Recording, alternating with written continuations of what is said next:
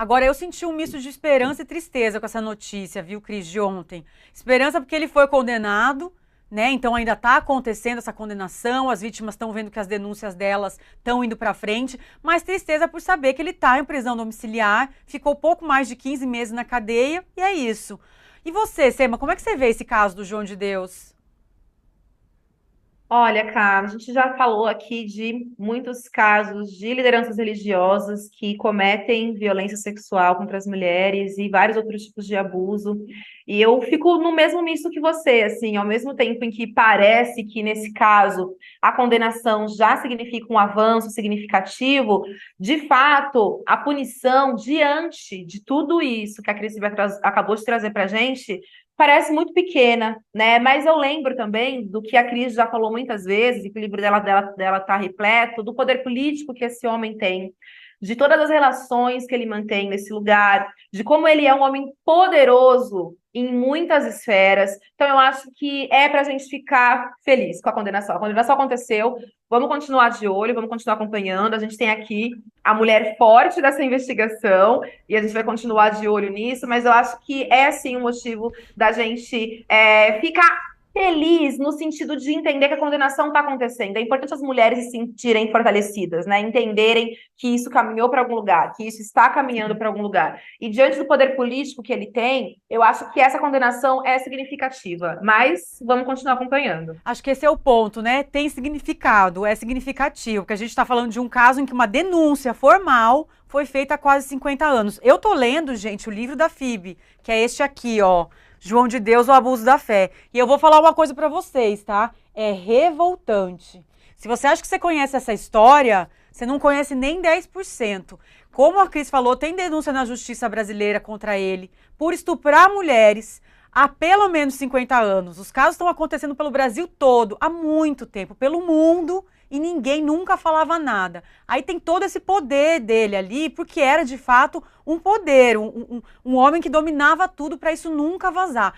Tem uma passagem do livro da Cris que eu terminei de ler, que eu vou contar para vocês, antes da gente continuar a conversa. Uma TV australiana foi lá fazer uma entrevista com ele, o jornalista foi para Abadiânia e confrontou ele. Perguntou sobre os abusos, porque na pesquisa que esse jornalista fez, ele já encontrou as denúncias. E o João de Deus, o cara então pergunta, e os abusos? E o João de Deus responde, da sua mãe. Você vê se pode uma pessoa responder isso, sabe? Com essa pachorra toda. E aqui no Brasil ninguém falava disso, cara. A Cris fala no livro, e eu gostaria que ela comentasse para a gente encerrar esse assunto aqui. Todo mundo em Abadiânia sabia desses abusos, né, Cris? Camila, eu acho que isso é um dos aspectos mais difíceis para mim, foi um dos aspectos mais difíceis durante a apuração. Primeiro, obrigada pela indicação e pela leitura. Estou muito feliz de você ter lido até o fim, depois quero conversar. E durante a apuração, muita gente me pergunta, foi difícil falar com essas mulheres, né? Como é que se aguenta emocionalmente? Ficar ouvindo os relatos são muito cruéis, tem menores de idade, tem pessoas com deficiência, mulheres acamadas, com câncer terminal. São muito cruéis, realmente, os relatos. Agora, mais difícil ainda para mim, durante a apuração lá em Abadiânia, foi esse momento em que eu entendi que todo mundo sabia na cidade. Estou generalizando, gente, claro que pode ter gente na cidade, né? Não vão me dar esse tapa aqui. Tem gente na cidade que não sabe. Mas todo mundo que conhecia minimamente a casa, frequentava a casa, funcionários da casa, as pessoas falavam sobre isso. Teve um homem que me contou, isso é uma entrevista em on, tá no livro, coloquei as aspas dele, um homem que trabalhava por ali na região com Daime, ele me disse que não só todo mundo sabia, como eles apostavam quando chegava um ônibus de mulheres do Sul, principalmente, que era um dos focos do João Teixeira de Faria, porque ele também tinha um padrão que ele seguia das vítimas.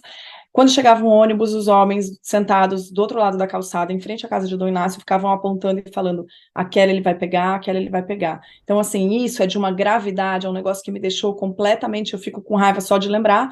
E, além disso, eu entendi também, isso eu tento explicar no livro, era o João e a casa de Dom Inácio eram o motor econômico da cidade. Aquela cidade não tinha e continua não tendo outro motor econômico, outra base para colocar os empregos das pessoas e a renda das pessoas, garantir a renda para os moradores.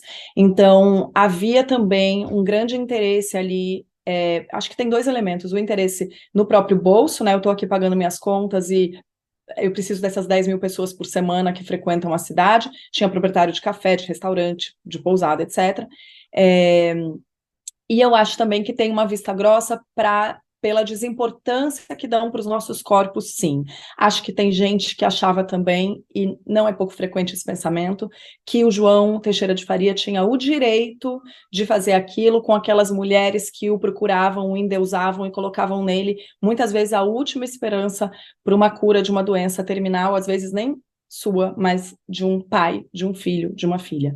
Então, acho que há também esse requinte de crueldade, Camila. Essas coisas são, para mim, mais difíceis, porque isso mostra o problema estrutural, né? A gente fala muito essa palavra desgastada, mas o problema estrutural é essa desimportância que dão para as violências contra a gente. A gente está falando de uma estrutura de uma cidade inteira que se formou a partir disso, como você bem explica no livro, né? Agora, gente, vamos para o nosso intervalo, então. Depois desses casos tensos, pesados, a gente vai dar uma pausa, toma uma água, um cafezinho, vou pegar um chá de camomila, mas voltem aqui, tá? As duas, você também, a conversa entre amigas continua no próximo bloco. Até já.